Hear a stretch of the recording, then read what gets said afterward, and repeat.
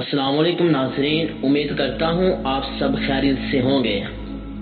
ناظرین گرامی، آج میں آپ کو بتانے جا رہا ہوں کہ جادوگر انسان کے ماضی کی باتیں اس کو کیسے بتا دیتے ہیں اور ان کو یہ سب کیسے علم ہوتا ہے۔ اسی طرح حضرت عمر رضی اللہ تعالی عنہ اور ایک جادوگر کا واقعہ آپ سے شیئر کرنے جا رہا ہوں، تو آئیے چل کر ویڈیو کو شروع کرتے ہیں۔ ناظرین گرامی، حضرت عمر رضی اللہ تعالی عنہ کو جادوگروں سے بہت زیادہ نفرت تھی۔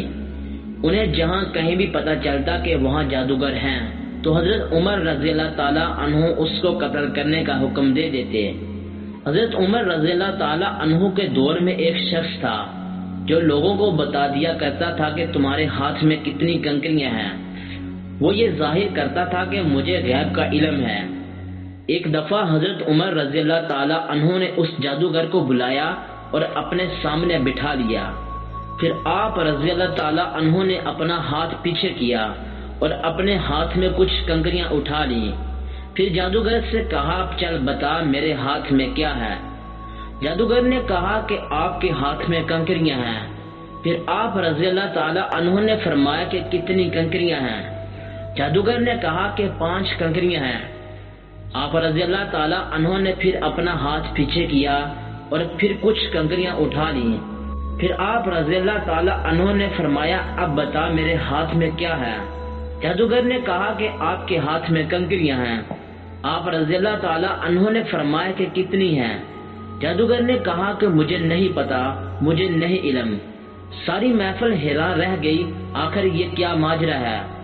آپ رضی اللہ تعالی عنہ نے فرمایا، پہلے جب میں نے کنکریاں اٹھائی تھی تو مجھے بھی پتا تھا کہ میرے ہاتھ میں کتنی کنکریاں ہیں۔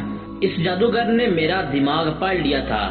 دوسری بار جب میں نے کنکریاں اٹھائی تو مجھے بھی نہیں پتا تھا کہ میرے ہاتھ میں کتنی کنکریاں ہیں، کیونکہ شیطان انسان کے جسم میں خون کی شکل میں دوڑتا ہے اور جادوگر شیطان کی پوجا کرتے ہیں، جس سے شیطان ان کو ہر چیز، ہر بات بتا دیتا ہے۔ اس محفل سے حضرت عمر رضی اللہ تعالی عنہ لوگوں کو یہ بتانا چاہتے تھے کہ یہ جادوگر اللہ کو چھوڑ کر شیطان کی پوجا کرتے ہیں اور شیطان انسانی جسم کے اندر خون میں گردش کرتا ہے۔ اس سے ہمیں پتہ چلتا ہے کہ جو بات ہمیں پتہ ہوگی وہی ان جادوگروں کا بھی پتہ ہوگی، اور جو ہمیں نہیں معلوم ہوگی ان جادوگروں کو بھی نہیں معلوم ہوگی۔ اللہ رب العزت ہم سب کو ان جادوگروں سے محفوظ فرمائے اور ہمیں ہر طرح کے کالے علم سے بھی محفوظ فرمائے اور ہماری حفاظت فرمائے۔ آمین ثم آمین۔